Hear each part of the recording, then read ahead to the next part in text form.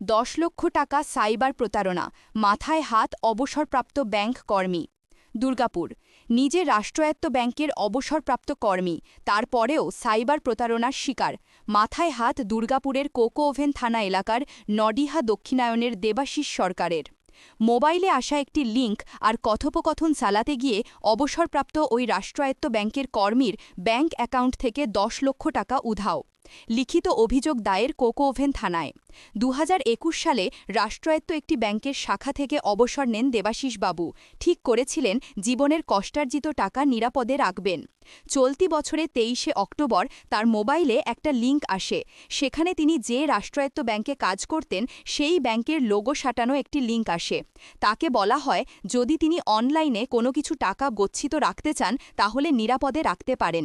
নিজের ব্যাংকের লোগো দেখে তিনি তার লাইফ সার্টিফিকেট ফর্ম অনলাইনের ওই সাইটের মাধ্যমে ফিল আপ করা শুরু করেন। এরপর একটি ফোন আসে তার কাছে, বলা হয় খুব তাড়াতাড়ি তার এই কাজ সম্পন্ন হবে।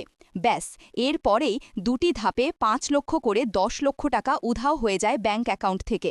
প্রথমটা তিনি বিশ্বাস করতে পারেননি, পরে দেখেন সবটাই শেষ। নিজে ব্যাংক কর্মী হয়েও যে এত বড় জালিয়াতির শিকার তিনি হয়ে পড়বেন তা ঘুণাক্ষরেও টের পাননি তিনি। নিজে ব্যাংক কর্মী হওয়ার সুবাদে তিনি তার এই টাকা কোন কোন অ্যাকাউন্টে কার কার অ্যাকাউন্টে ঢুকেছে সেই তথ্য স্থানীয় কোকো ওভেন থানায় জমা করেছেন। কিন্তু থানার তদন্তকারী আধিকারিক তাকে বারবার ঘোরাচ্ছেন বলে অভিযোগ। 2 মাস হতে চলল, এখনও সেই টাকার হদিস না পাওয়ায় এখন দুশ্চিন্তা গোটা পরিবারের ওপর। নিজের একটা ভুলের যে এইভাবে চরম মাশুল দিতে হবে সেটা ভাবতে পারছেন না দুর্গাপুরের নডিহা দক্ষিণায়নের অবসরপ্রাপ্ত ব্যাংক কর্মী। দেবাশিস সরকার বলেন, আমি সাইবার প্রতারণার শিকার হয়েছি। যে ব্যাংক থেকে টাকা তোলা হয়েছে সেই ব্রাঞ্চের নামও রয়েছে।